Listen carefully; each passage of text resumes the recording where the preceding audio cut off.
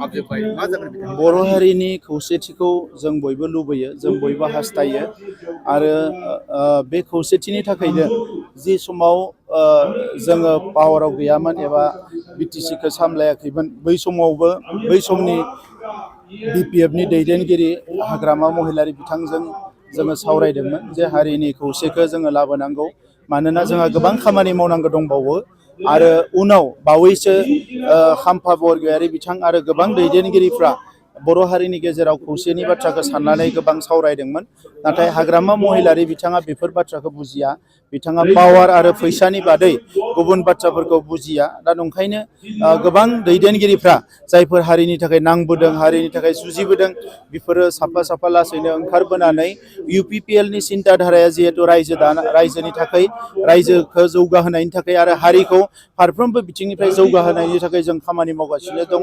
बेवहाय बयबो बाहागो लाफैदों आरो जोङो बयबो खौसेयै आवगायलांगोन। बिटिआर ओनसोल जौगानायनि थाखाय बड'फानि जि सिमां गेरेमसा हारि दानाय बेखौ मोगथां महर होनो थाखाय जों बयबो आवगायलांगोन आरो बेवहाय दिनै जाय बिथांमोना फैनानै इउपिपिएलआव जयेन जाफैदों बिथांमोनखौ बरायदों आरो दिनै खाम्फा बरगयारि बिथाङा जिहेतु सासे गोख्रों दैदेनगिरि, बिथाङा फैनायनि उनाव इउपिपिएल दोलोआ आरोबाव बर' हारिखौ दैदेनलांनाय खामानियाव जोङो आरोबाव आगानसे आवगायबावनो हागोन, आं बेखौ मिजिंथिदों।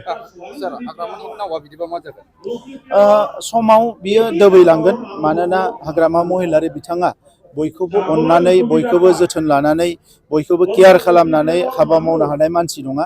बिथाङा गावखौनो राजा होननानै सानो आरो गणतान्त्रिक देशआव राजानि जेबो बेवहाय बिफाव गैया।